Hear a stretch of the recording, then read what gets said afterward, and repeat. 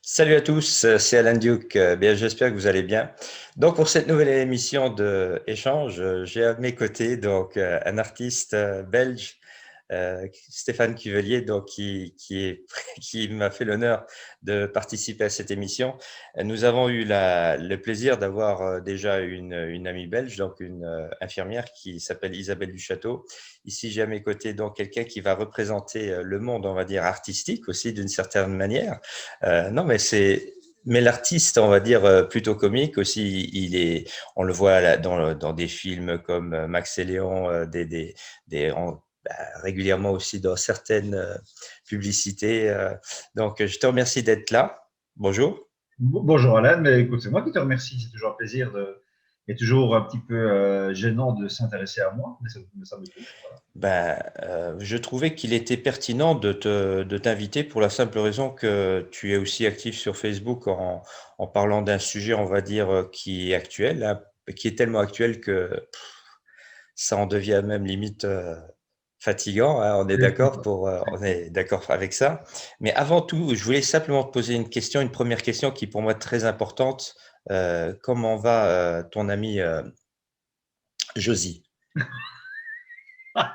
Donc en fait, tu me demandes même pas comment je vais. La première chose que tu demandes, c'est Non, comment non, va. ben écoute, Non, mais j'ai bien compris. J'ai bien compris cette l'intérêt. question, on va aborder De... après. Mais Josie, c'est quand même assez important de savoir. Cette interview n'est juste que pour Josie, en fait, n'est absolument plus pour C'est un moi. petit peu ça. Je voulais pas te le dire. Je voulais pas l'avouer que c'était pour Josie, en fait. Josie, elle va bien. Elle va bien. Elle bouge pas beaucoup en ce moment. Je reste beaucoup chez elle, mais elle va bien. En tout Elle cas, va elle est dans bien, mon Josie. cœur. Elle est dans mon cœur et dans celle du public aussi. Mm. Bah oui, c'est un personnage apparemment. Non, elle existe réellement. Hein. C'est pas maintenant un personnage, c'est vraiment quelqu'un qui existe. C'est pour les personnes qui nous suivent sur Facebook. Je mettrai en lien avec cette vidéo de toute manière un extrait de Stéphane qui fait ses parodies avec Josie et qui justement qui relate ces sujets entre guillemets qui fâchent un petit peu actuellement d'une manière un peu ironique, comique, etc. Et sinon, comment vas-tu, Stéphane? Je vais très bien. Moi, je vais bien. Mais comme tu le disais, on est un petit peu fatigué par tout ce qui se passe. Donc, voilà, impatiemment envie de passer à autre chose. Quoi, mais on attend. Mais je vois que tu es actif quand même en Belgique par rapport à ce sujet. Tu assistes aussi à des manifestations. Donc, est-ce que tu pourrais... Je suis pas très fan du mot manifestation parce que je Ouais. trouve on est passé à autre chose. On est passé à quelque chose de beaucoup plus humain qui s'appelle le rassemblement. J'aime beaucoup plus cette phrase Hmm. parce que manifester, d'ailleurs, dans la manifestation, j'ai souvent senti un parti politique derrière. Ici, pas, c'est citoyen. Chaque fois qu'il y a des regroupements, c'est tout le temps citoyen, donc ça me plaît. Et puis voilà, si la manifestation dans le futur pouvait être comme je fais danser la danse des canards ou faire la chenille ou du bisou, je serais ravi. Mais on n'en est pas encore là. En tout cas, c'est plus des rassemblements. J'aime bien me rassembler avec des gens qui sont comme nous, qui pensent comme nous et qui en ont marre comme nous. Hmm, hmm. Oui, c'est vrai qu'actuellement, le fait déjà de se rassembler, c'est une prouesse, entre guillemets, puisque le paradoxe par rapport à la Belgique, mon épouse Octavie, ça fait pas si longtemps qu'elle vit avec moi ici, dans le sud de Luxembourg, et j'étais heureux au départ parce elle est de Poitiers à la base, donc de Châteauroux, elle était à Poitiers, donc quand même assez loin de la Belgique. Et moi, de mon côté, quelque part, j'étais un petit peu fier de lui dire que les Belges étaient géniaux. C'était des gens géniaux qui étaient différents des Français, qui avaient une autre mentalité, ils aimaient rire, c'était des bons vivants.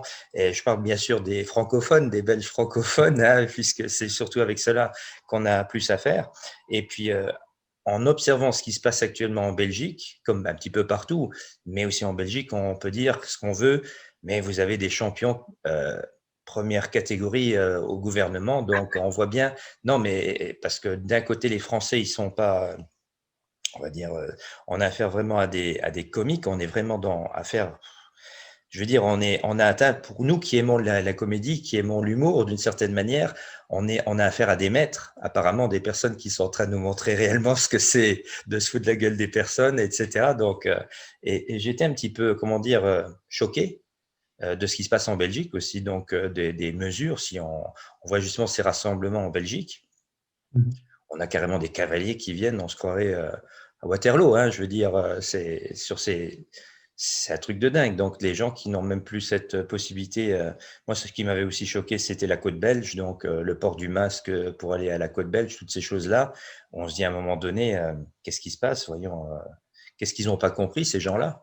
Ah, comme dirait Brel, ces Moi, gens-là. tu sais que je pense sincèrement, c'est que le pouvoir les a rendus fous. On est là-dedans. Tu sais, les plus grands dictateurs étaient des fous. C'est Mm, des gens qui n'avaient aucune limite, des gens qui n'avaient plus de raison, n'avaient plus de pensée. Et je crains sincèrement que tous ceux qui sont au pouvoir aujourd'hui perdent la raison. mm, Euh, et notamment ces virologues, ces morologues, comme moi je les appelle, parce que c'est plus des gens proches de la mort que de la vie. Ces morologues qui nous donnent des conseils à longueur de temps, ou soi-disant des conseils, ont pris un pouvoir médiatique. Donc, du coup, ils se sentent supérieurs, ils se sentent à la hauteur. Et c'est juste une question de pouvoir, ça, je suis convaincu. Vous savez, enfin, je peux te tutoyer, hein. Tu sais, je pense ça même dans le métier artistique. C'est souvent qui se prennent la grosse tête. Souvent ceux qui commencent à avoir du pouvoir médiatique, mm, qui commencent à être mm. connus, qui commencent à être revus. Donc, c'est un mécanisme que je connais, moi, depuis 25 ans que je fais ce métier. J'en ai rencontré des gens qui n'étaient pas connus, puis qui le sont devenus, et j'ai vu le changement de personnalité. Donc, c'est le Mm, pouvoir, mm. c'est lié à ça. Et une fois qu'on parle plus d'eux, boum, oh, ils se refont plus petits. Eh ben, on est là-dedans. Et tous ces ministres, bourgmestres, tous ces bourgmestres qui se prennent pour des Napoléons, c'est insupportable. Et je crois qu'il est lié à ça, c'est ce pouvoir. Donc, du coup, ils n'ont plus de raison. Et nous, le peuple, on arrive à se poser parce qu'on est encore dans la raison, quoi. Voilà, c'est ce que je pense. Oui, c'est toujours la même histoire, c'est-à-dire, comme tu dis, le pouvoir qui rend les gens un petit peu trop sûrs d'eux d'une certaine manière, et c'est là aussi où l'erreur est faite auprès du peuple, ce côté humble qu'a le peuple, alors qu'en réalité, c'est le peuple théoriquement, qui a le pouvoir. Ils sont au service d'eux, ces personnes sont au service du peuple à la base, tout comme les forces de l'ordre et tout ça. Donc, après, on parle d'une certaine manière, on parle des politiciens, mais aussi les médias. Je veux dire, encore une fois, là, les Belges, quand on voit TVI, quand on voit les RTBF et tout ça, quand on voit les journalopes, je sais pas si tu as déjà entendu cette expression, donc Non, moitié mais journaliste, elle me moitié parle bien. salope, donc journalopes, qui sont là avec leur masque en train de faire peur aux personnes. Et parce que aussi, ce qui va jouer, c'est cela. Ça, c'est aussi un sacré pouvoir. Et justement, on est dans le monde des médias. Et là, automatiquement, tu les côtoies, tu les observes, tu peux parfois avoir affaire à des gens comme eux, si tu te retrouves dans un studio.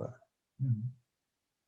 Voilà, donc c'est pas évident la façon comme ils ont aussi d'influencer, bien sûr, les gens et le petit peuple, entre guillemets, les personnes qui font pas maintenant des recherches personnelles, des investigations personnelles, qui vont un petit peu sur le net voir des informations alternatives. Donc, leur pouvoir est extrêmement euh, important. Maintenant, en ce qui concerne bien sûr le monde artistique dans lequel tu fais partie, qu'est-ce que tu observes? Est-ce que tu observes vraiment la même chose, c'est-à-dire la plupart des artistes qui se, qui n'osent rien dire tout simplement? Ou bien est-ce que tu vois des artistes qui auraient tendance aussi un petit peu surtout en off, parce que c'est là peut-être qu'ils osent dire des choses qu'ils disent pas directement à la télé? Non, non, après, moi, non, non, les artistes, j'ai jamais vu autant d'artistes ne pas jouer le rôle d'artiste. C'est hallucinant. On a cette faculté de bien parler, souvent. On a cette faculté d'être entendu, d'être écouté. On a cette faculté d'être suivi. On a cette faculté d'avoir un soutien euh, matériel, comme la télévision, comme le cinéma, des interviews. Il y a plein de choses qui se passent. Et on devrait être tous unis, pas comme une famille, mais en tout cas dans le métier, on devrait être tous unis pour se comprendre que ça va beaucoup trop loin. Et ils le font pas. Moi, je suis halluciné de Hum, voir et qui suivent le mouvement. Moi, j'ai des copains artistes qui le sont plus et qui ne viendront plus hum, parce qu'ils ont décidé de suivre le mouvement médiatique. C'est-à-dire, hum, c'est des gens avant d'être en télé ou ils sont en télé, ou ah bah, le masque, le gouvernement, c'est des cons. Mais c'est le premier à mettre le masque en télé pour dire quelque chose. hum, C'est un peu comme si je venais avec une clope au bec en disant les gars, franchement, le cancer, c'est de la merde, hein, le tabac, c'est mauvais. hum, Voilà. Si je faisais ça, on me dirait il est fou ce type. On me dirait il est con. On me dirait il n'est pas bien. Et c'est ce que je pense de ces artistes. Pour moi, c'est plus des artistes, c'est des, hum. des corrompus, parce que voilà, il y a des choses que j'ai refusé de faire parce qu'on me demandait de mettre le masque. J'ai refusé de faire des tests PCR et si je perdais mon boulot, qui est des tournages évidemment, ben tant pis, c'est un choix. Et j'ai jamais rien perdu. C'est jamais, jamais, jamais. Donc ça veut dire vraiment que si on veut, on peut. Hein, cette phrase un peu facile, mais qui est vraie. Et eux, ils ont le pouvoir aussi de dire ben non, ben, si je veux venir avec un masque en télé, je ne le fais pas parce que c'est pas avec mes convictions d'artiste. C'est quand même, on met une muselière à un artiste, mais ils sont où les gars? Ils sont où? C'est fou. C'est notre première arme, c'est la parole, c'est d'être écouté et on l'amuse. Je sais pas, moi il y a quelque chose qui m'échappe là-dedans. Et alors surtout quand c'est des artistes comiques, parce que ça vient faire les petits guignols. Alors, je vais faire le comique, mais qui disent amen à tout ce que le gouvernement dit et qui disent amen à tout ce que la télévision leur demande de faire. Parce que j'ai eu des gens qui sont en télé qui disent mais ouais Stéphane, on n'a pas le choix. Si vous avez le choix les gars, c'est ce que je dis toujours. Mais vous le prenez pas, c'est votre problème. Mais vous avez le choix. Il me dit ah ouais mais si je fais ça j'ai plus de boulot. Ah ben c'est comme quoi tu as pris le choix d'avoir ton boulot, ton petit confort, ta petite sphère comme ça de petit business là. Voilà et on est content. Alors qu'il y a d'autres moyens pour s'en sortir aussi, comme je l'ai fait, et comme ma femme l'a fait aussi, elle a quitté son boulot parce qu'elle refusait de dire aux gens de mettre du gel hydroalcoolique ou de porter le masque. Donc elle a refusé, elle dit ça j'ai pas envie de faire. Et on lui a dit, eh ben alors soit vous le faites, ou soit vous ne le faites pas, mais vous êtes viré. Eh ben, le soir elle est rentrée, quand elle a dit ça, j'ai dit ben, c'est pas grave, t'es viré. On va trouver une alternative. Vous voyez Donc voilà, ma femme a plus de couilles que ces artistes en télévision. Ouais. Oui, on va dire que le pourcentage est le même que partout. Je veux dire, par rapport au public, on devrait avoir en plus ou moins le même pourcentage, c'est-à-dire un faible pourcentage d'artistes qui osent, et encore, je dis, voilà, qui osent dire ce qu'ils pensent. Et puis le reste, on peut dire la seule vraie maladie, le seul vrai virus, en gros, c'est la peur. Déjà pour commencer, la peur de perdre, voilà. Et comme je l'ai dit assez souvent dans mes vidéos et tout ça, je dis, bah, si vous avez peur d'un virus, même limite, qui n'existe même pas, ou bien d'une pandémie, d'une maladie qui est inventée de toutes pièces, si je vous décris la suite, là, vous allez commencer à avoir peur. Donc, c'est ça qui est tragique dans l'histoire. Bon, après, à chaque personne d'essayer de tirer. C'est là où on voit justement, c'est des individualistes, des personnes qui pensent qu'à eux. Donc, si tout le monde avait les réflexes de Stéphane, parce qu'il ose justement sur le net dire ce qu'il pense des sujets, on se fait pas d'amis, mais il y a quand même des personnes qui te suivent malgré tout. Je veux dire, c'est pas comme si. Alors, je vais te dire, c'est justement l'inverse. Des ennemis, j'en ai de moins en moins, et des amis, j'en ai de plus en plus. Et voilà, ça fait un nettoyage, quoi. Ouais. Oui, mais puis même, j'aime pas trop le mot j'ose. Moi, j'ose rien du tout. C'est que j'ai pas peur. Il y a une grosse nuance vis-à-vis de ça. Ouais, c'est vrai. Oser, c'est-à-dire que j'ai peur, mais je vais quand même le faire. Ça vient de là. Ça vient de j'ose le faire. Moi, non, c'est parce que de quoi veux-tu que j'ai peur? De quoi? Déjà, ce virus, tu sais bien ce que j'en pense. Je m'en moque parce que c'est pas permis. Alors, il y en a qui en sont morts. Oui, bah alors c'est comme le cancer aussi. Je dis, on parle plus de la cigarette. Je fais plus des blagues avec l'alcool parce qu'il y en a qui sont morts de l'alcool. Enfin, faut arrêter cette folie. On peut plus parler de rien. Moi, ce virus, je m'en moque comme je m'en moque de la mort. Quand des proches faisaient ça, tout le monde se marrait. Et quand moi je le fais, on me dit, pauvre type, ben, j'attends que ça, c'est que tu crèves. Bon, c'est plus à plaindre que moi. Hein, mais voilà, je sais pas que j'ose. C'est simplement. Je comprends. Il n'y a rien qui me fait peur. Oui, ça fait. Non, c'est ta nature. C'est comme respirer. Je veux dire, justement, c'est. Toi, le matin, quand tu te lèves, tu te regardes droit dans le miroir. Il n'y a pas de problème. Ouais, j'ai même pas besoin de me regarder. Voilà. Voilà, c'est la différence avec la fin. Ouais. Non, mais déjà aussi une phrase qui est très importante, c'est si les personnes ne savent pas pour qui ils le font, malgré tout, s'ils ne savent pas pourquoi ils sont, et les personnes qui osent, enfin, je utilise le mot oser, mais qui font ce qu'ils ont à faire. Non, je veux dire simplement les personnes qui vont dire des choses qui ne sont pas dans le politiquement correct, entre guillemets, s'ils ne savent pas pourquoi ils le font, ben, ils ont seulement besoin de regarder leurs enfants, je veux dire, et puis ils savent pour qui ils le font. Et pas seulement ça, je dis aussi la fameuse phrase dans 10 ans, si ton fils te pose la question ou ta fille, papa, qu'est-ce que tu as fait il y a 20 ans? Ben là, on pourra les regarder droit dans les yeux et dire, ben, on a fait de notre mieux, je veux dire, d'une certaine manière, en espérant que ça aille dans le bon sens. Mais bon, ça, c'est encore une autre histoire. Donc voilà, en ce qui concerne, on va dire, cette introduction, parce qu'on va rester encore un petit peu ensemble pour approfondir éventuellement quelques des choses, on va dire, un peu plus personnelles, dans le sens aussi, toi, dans ta vie de tous les jours maintenant, bon, tu as dit, tu l'as fait comprendre, tu as perdu, entre guillemets, je dis bien entre guillemets, des amis. Ah, ça, Mhm. toutes les personnes qui font ce qu'on fait, on voit à un moment donné où sont les limites des personnes qu'on côtoyait.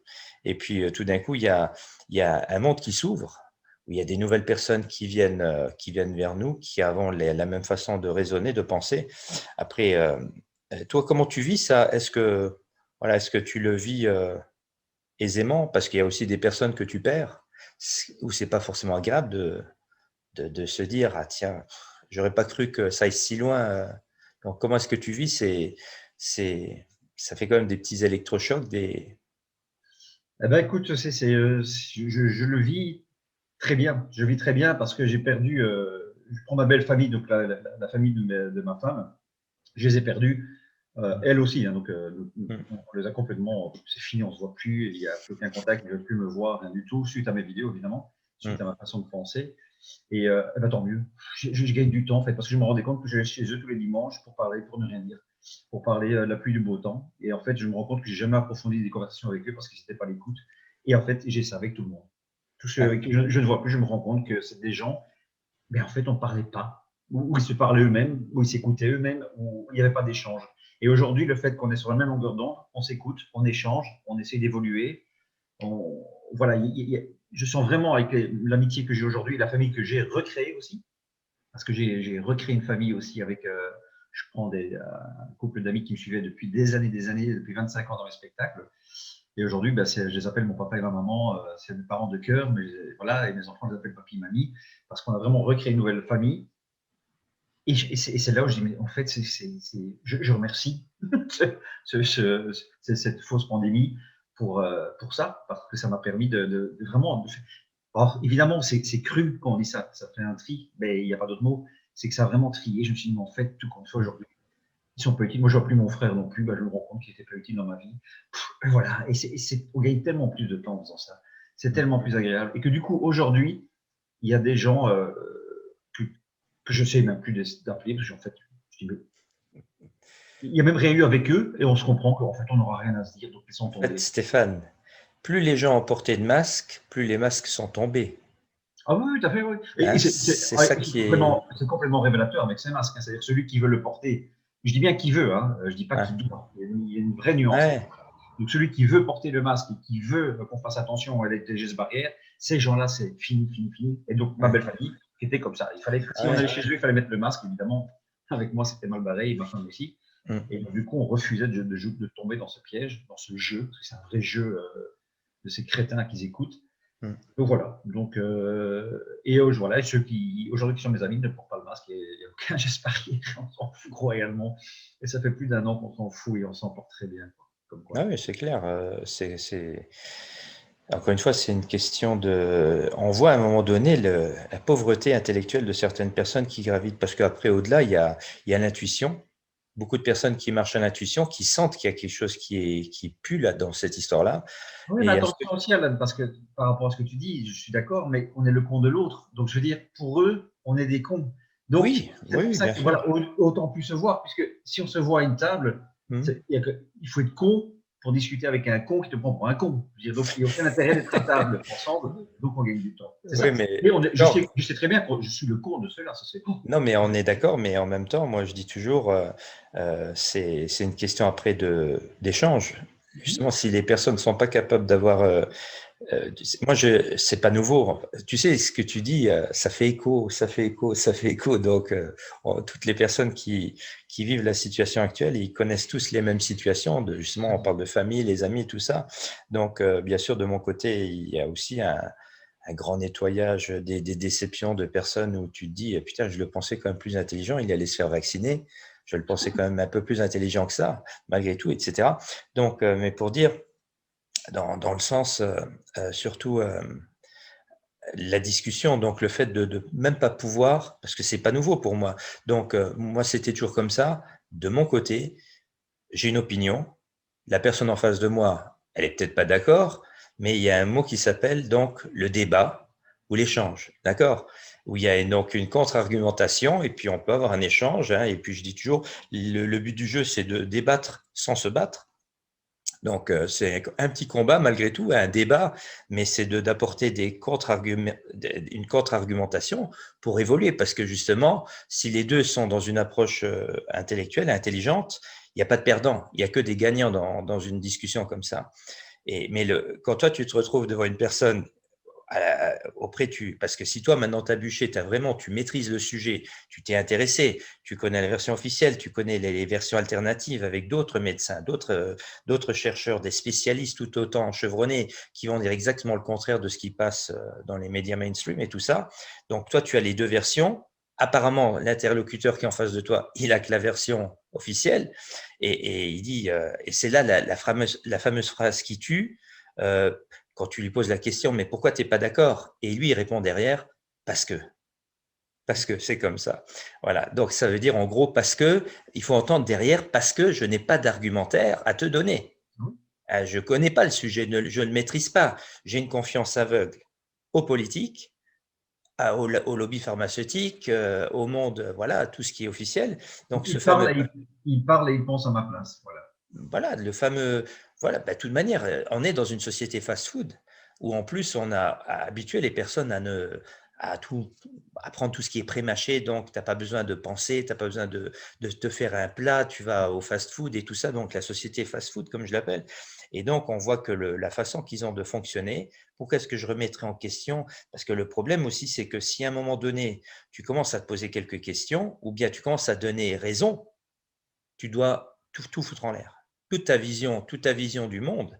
Et c'est aussi des personnes qui sont éveillées tardivement. Ils ont seulement commencé à s'éveiller par rapport au monde politique, au monde financier, parce que ceux qui connaissent le plan qui a caché derrière, on peut bien sûr inclure le monde économique, le Big Reset de Davos, donc avec Klaus Schwab et toute la bande de Davos. Donc, tous les milliardaires là, qui veulent reformater notre monde. Donc, il y a tout des choses qu'il faut intégrer pour comprendre ce qui se passe réellement.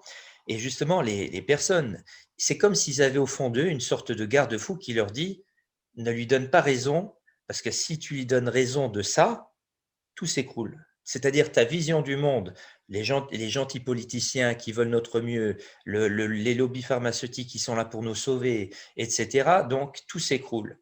Et c'est ça aussi le problème. Nous, on l'a fait parce que justement, peut-être on n'a pas peur. On n'a pas peur de se remettre en question, de reconsidérer son approche. Bon, moi, personnellement, ça fait plus de 20 ans que je suis là-dedans, donc pour moi, il n'y a rien de nouveau sous le soleil. Mais je connais des personnes qui ont eu la douche froide l'année dernière, qui ont commencé à prendre conscience de ce qui se passe. Et puis après, moi, je leur ai fait parfois un cours accéléré pour comprendre réellement c'est quoi notre monde. Je veux dire, qui c'est qui contrôle tout ça? Donc, les banquiers et puis tout le tralala, tout le tremblement. Et c'est ça donc qui fait aussi que nous, maintenant, dans notre vie de tous les jours, nous perdons, entre guillemets, des membres de famille, parce que c'est vraiment une perte quelque part. Il y a vraiment quelque chose qui se fait d'un point de vue, je vais dire, oui, on le sent vraiment que c'est pas simplement de dire oui, on se voit moins, mais il y a quelque chose qui se casse réellement. Et d'un autre côté, des personnes qui apparaissent donc et puis qui deviennent une nouvelle famille. Le mot comme on va le prendre comme ça, une famille. Et puis voilà, donc c'est vraiment intéressant d'observer que même de ton côté, de toute manière, la plupart des personnes avec qui j'aurai ce type de conversation vont dire plus ou moins la même chose. Maintenant, ce qui est sûr aussi, c'est que comment est-ce que toi, tu vois personnellement la suite? Comment est-ce que toi, tu verrais la suite? Comment j'imagine ce qui va se passer par la suite? Exactement. D'abord, peut-être ce que tu penserais on va dire de deux façons. Quel serait ton idéal, bien sûr, et de l'autre côté, qu'est-ce que tu penses qui va arriver réellement? L'idéal, ce serait de renverser le gouvernement, tout simplement. Ça, je suis convaincu. C'est de leur faire peur à eux et de tous faire renverser, et puis basta, on n'en parle plus. Mais on sait très bien que ça va être compliqué parce que la police et l'armée ne se mettront pas de notre côté, ce qui est vraiment dommage. Mais si elles se mettent de notre côté, voilà, ça, je pense qu'on pourrait renverser facilement le gouvernement. Ils se mettent de notre côté, et puis voilà. Mais comme je crains qu'ils ne se mettent pas de notre côté, on va en arriver à ce qui s'est passé au bois de la Cambre la semaine dernière à Bruxelles. ça va être de plus en plus. Ça va arriver de plus en plus. Parce que là, j'ai des jeunes aussi autour de moi et que je connais. Donc, voilà, donc je ne parle pas des gens que je ne connais pas. Et la haine commence à monter. C'est-à-dire qu'il y a 2-3 mois, ils étaient voilà, dans le creux de la vague, ils disaient ouais, bon, c'est chiant, on en a marre, vivement que ça change. Là, ils ont compris que ça ne va pas changer. Là, ils prennent conscience maintenant, et même, pas que les jeunes, hein, beaucoup de gens, même les plus âgés, disent en fait, ça ne va pas changer. Ils sont en train de bien nous manipuler, bien nous enfoncer dans le derrière. Et bien, il faudra qu'on fasse quelque chose. Et ce quelque chose, on parle souvent des guerres civiles, mais c'est ce qui est en train de se passer un petit peu partout. Ça devient maintenant des émeutes un petit peu partout, en tout cas dans l'Europe, hein, parce que pas aux États-Unis, hein, c'est curieux, il ne se passe rien là-bas. Mais ici en Europe, c'est en train de gronder de nouveau comme en guerre, quoi. Il y aura des alliés, et voilà. Et les alliés, c'est le peuple de toutes les grandes villes qui sont en train de se mettre ensemble pour dire maintenant, allez vous faire foutre.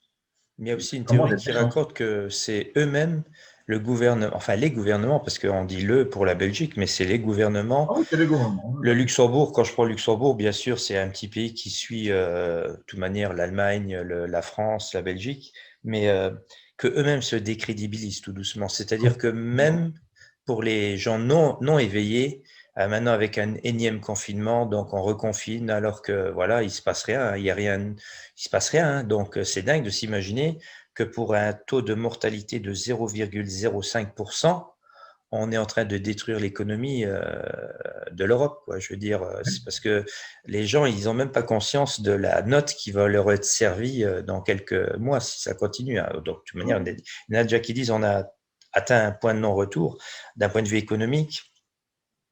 Donc, oui, quand tu parles de petits jeunes où la mayonnaise, elle commence à prendre, donc où ça commence vraiment où la moutarde commence à leur monter au nez, tu évoques aussi éventuellement Alex le complotiste, des gens comme lui, non, un petit Alex peu. le complotiste, et puis mon filleul aussi, hein, mon filleul qui est très actif aussi maintenant sur les manifestations. Et ça, voilà, c'est par eux que ça vient, et je suis content d'être le porte-parole de ça aussi. Et c'est pour ça que quand je te dis à la base, ils n'allaient pas pour manifester, mais ils se sont rendus compte qu'en fait, on veut les massacrer.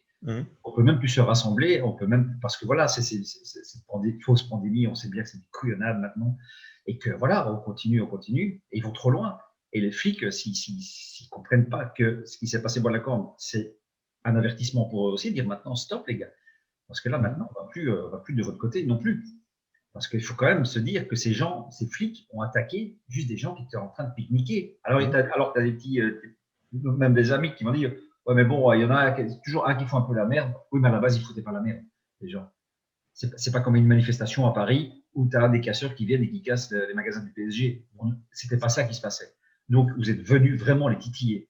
Voilà, parce que si vraiment il n'y avait eu aucun flic, voilà quand, il ne peut pas y avoir d'émeute. Enfin, il n'y a rien à casser. Voilà quand, c'est à moi. Tu ne peux pas casser le magasin, tu ne peux pas casser de voiture parce que tu peux payer entrer avec des voitures. Donc, ça n'a aucun sens, ceux qui disent ah, mais c'est toujours pour des petits cons qu'on paye. Ben, les petits cons, il ne fallait pas venir les chercher non plus. Quoi. Oui, mais c'est en même temps les personnes qui sont au-dessus de la police, donc c'est-à-dire ceux qui vont décider.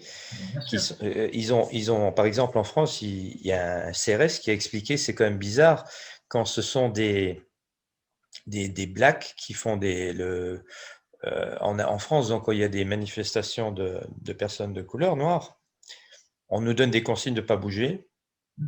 Quand c'est des autres mouvements non plus, si c'est des gilets jaunes, là on nous dit de taper dedans. Donc c'est encore une fois, on voit un petit peu les consignes et puis on comprend aussi quelque part que tout ça c'est contrôlé, canalisé, que limite ils voudraient une guerre civile, ça les arrangerait. C'est exactement ce qu'ils aimeraient. Hein. Donc pour avoir encore une excuse en plus pour justement imposer encore plus de couvre-feu, des choses comme ça. Donc mais ce qui est clair, c'est que petit à petit, les gens s'éveillent malgré tout.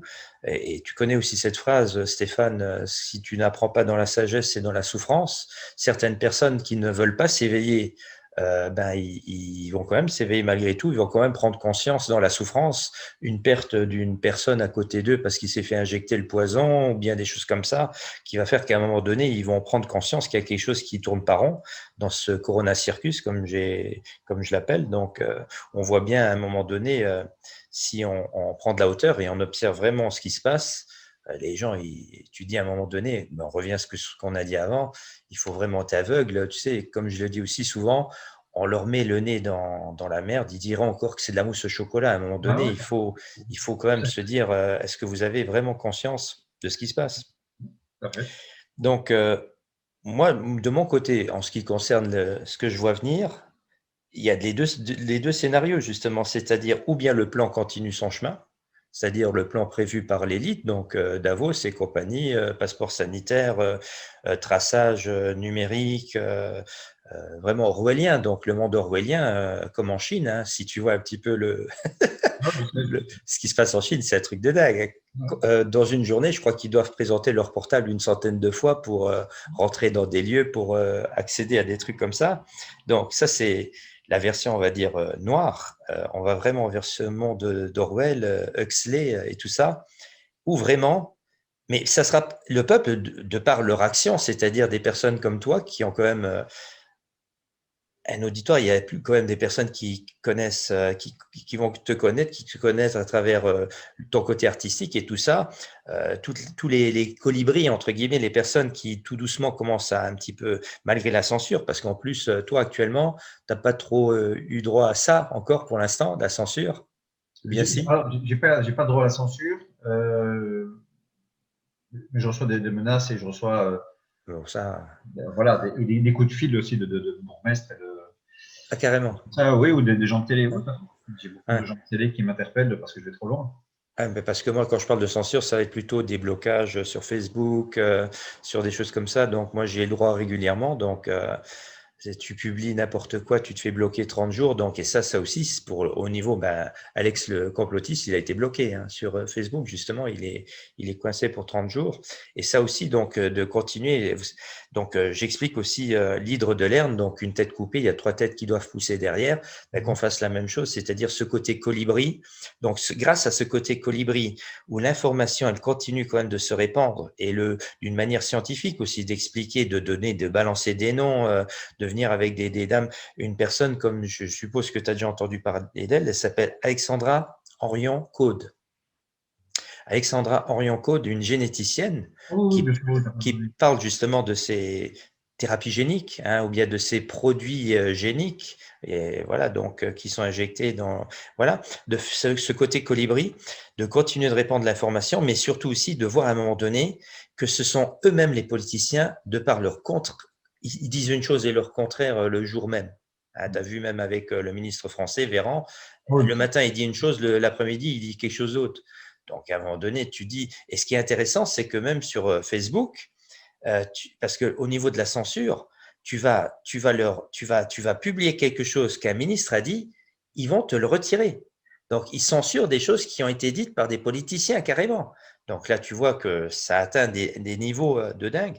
Donc, moi, je pense que peut-être il y a cette possibilité aussi qu'à un moment donné, même les gens, parce que je veux dire, à un moment donné, même les gens qui sont peu éveillés ou qui regardent que RTBF ou TVI, donc qui sont complètement imbibés par ça, eux-mêmes, à un moment donné, ils doivent sentir quand même cette cage, cette clôture se rapprocher de plus en plus, où ils se disent, mais on n'a plus, qu'est-ce qu'on peut faire encore là? Donc, à un moment donné, il y en a, il leur faut un mois, il y en a, il leur faut une semaine. Moi, c'était dès les premiers instants, j'ai dit, oh, ça c'est du gros n'importe quoi, mais il y a des personnes, il leur faut un mois, il y en a d'autres qui leur faut une année, d'autres, il leur faut 2 ans. La seule chose qu'il y a, c'est qu'il faut espérer qu'il n'y ait pas, qu'il n'arrive pas à quelque chose qui fait qu'on ne peut plus faire marche arrière. C'est ça le problème aussi. Le problème de la dictature, des règles qui sont imposées, c'est que parfois, ces règles, une fois qu'ils sont implantées, elles sont là. On ne peut plus faire marche arrière, limite. Parce qu'il n'y a pas assez de personnes qui sont assez fortes ou bien. Voilà. Donc, après, en ce qui concerne maintenant aussi ta position par rapport à des alternatives, comment est-ce que tu vois aussi la suite, c'est-à-dire pour des personnes comme toi, ta femme, tu as bien expliqué aussi professionnellement, qu'est-ce que toi tu vois, comment est-ce que tu te projettes?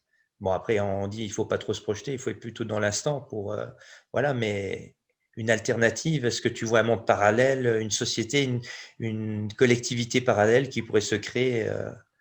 Comment est-ce que toi tu vois la chose? Demain, il y a le passeport sanitaire, comment tu fais pour te débrouiller? Euh,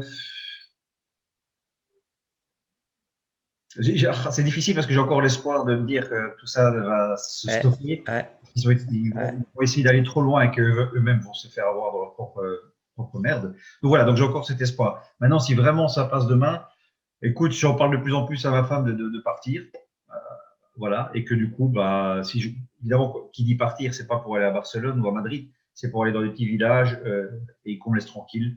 Et je termine ma vie avec mes enfants, ma femme, et où on Mm. n'a plus besoin d'aller au théâtre, au cinéma, au restaurant. Bah, tant pis. Enfin, Bah oui, bah oui.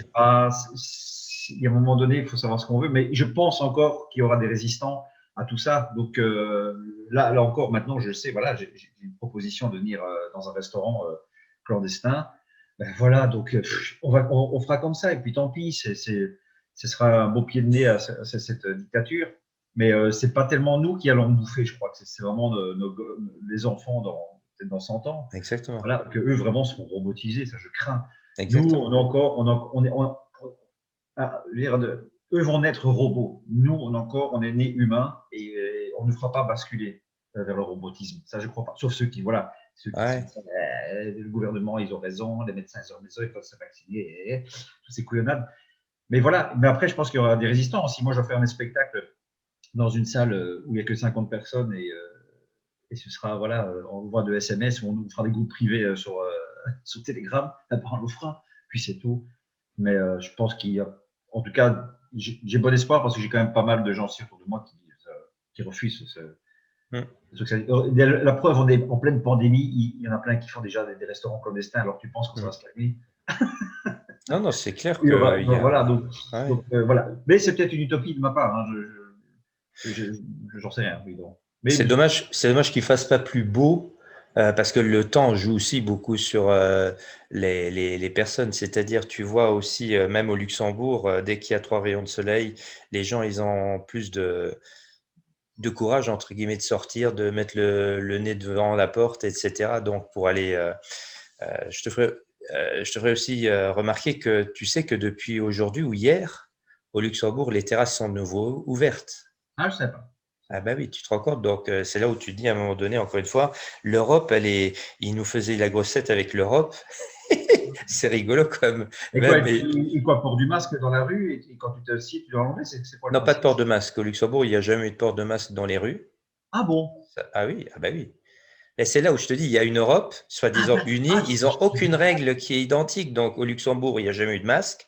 Il y a eu des confinements, oui, des couvre-feux tardifs, hein, à 11 heures le soir. Mais là, actuellement, ils rouvrent les terrasses, que les terrasses.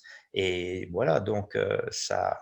Et c'est au milieu de la France, de la Belgique et de l'Allemagne. Donc, tu dis à un moment donné, donc l'Europe, on nous a fait une grosse tête, l'Europe, il n'y a plus de frontières. Ah Mon ben, Dieu. apparemment, si, il y en a. Et puis, voilà, c'est du gros délirium. Donc, mais tout ça pour te dire donc, que le temps va aussi beaucoup influencer les personnes dans leur. Voilà, ben, je veux dire, dès qu'il y a 3 rayons de soleil, tu te sens déjà mieux. Hein. Tu as vu le temps qu'il fait actuellement. On a eu des chutes de 20 degrés quand même en l'espace d'une semaine. Hein. Il faut le faire. Le climat ici, il est très particulier. On passe de 23 degrés à 3 degrés en quelques jours. Ouais. Mais ça va beaucoup jouer aussi sur bah, cette envie de sortir, de prendre l'air, d'oser, et pour certaines personnes, oser, c'est-à-dire transcender une certaine peur aussi, parce qu'il n'y a pas tout le monde qui le fait d'une manière naturelle. Il y a beaucoup de personnes qui doivent un peu se faire violence pour aller à une manifestation, pour participer à un rassemblement donc populaire qui est tout à fait normal. Donc il n'y a rien de plus normal que de se rassembler dans des lieux pour discuter, pour échanger et tout ça. Voilà. Stéphane, on a fait le tour. Hein, je te posais plein de questions, donc on aurait pu encore, bien sûr, j'aurais pu te poser encore 1000 questions, mais je pense que pour une première approche, Mhm. premier échange comme ça, on a fait le tour de pas mal de choses. Je voulais te remercier, bien sûr, d'avoir participé à cette émission.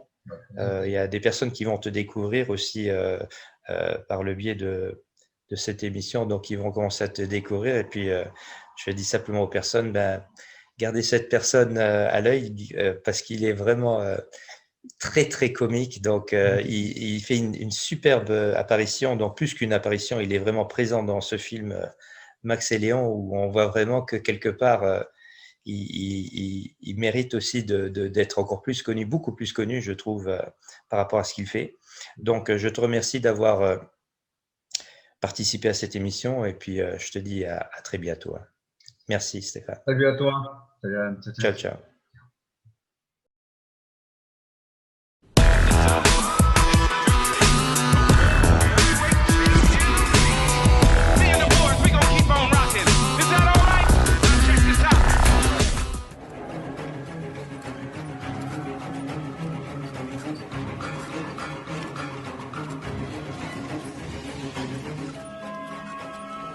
Bonjour Jean-Pierre, tu viens jouer avec nous?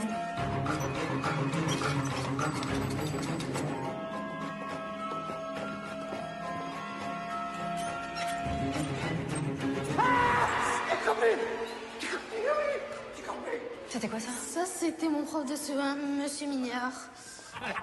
Attends. Une imitation. Faites-moi une imitation. Attends, un truc facile. C'est un animal? Une autruche, un furet, Un lapin! une petite loutre. Une loutre! Il est connu. C'est pas un animal. Marlène Dietrich. C'est un métier. Oui, c'est pas un animal, c'est un métier. Maréchal Ferrand. Un grand maréchal Ferrand. Non, des nouilles. Mais c'est Hitler! Eh, tu te fais vachement mal.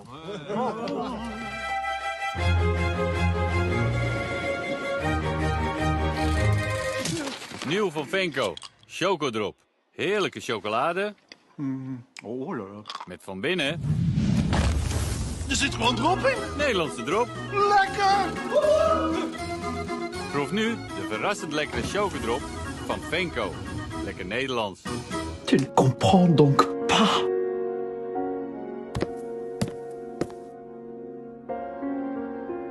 Je ne suis pas ton père.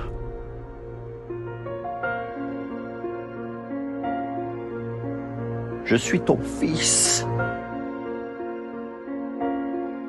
Non. Excuse me, this is my place. Sorry, but we travel together. Look, my place.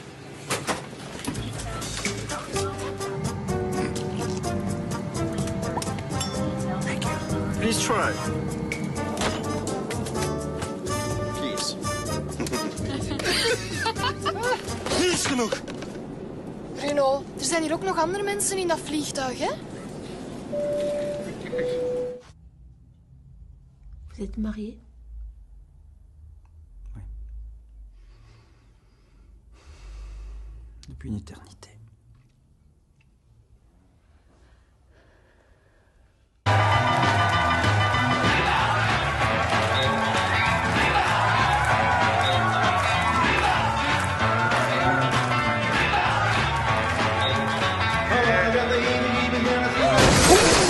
Trouver l'équilibre, ce n'est pas si facile.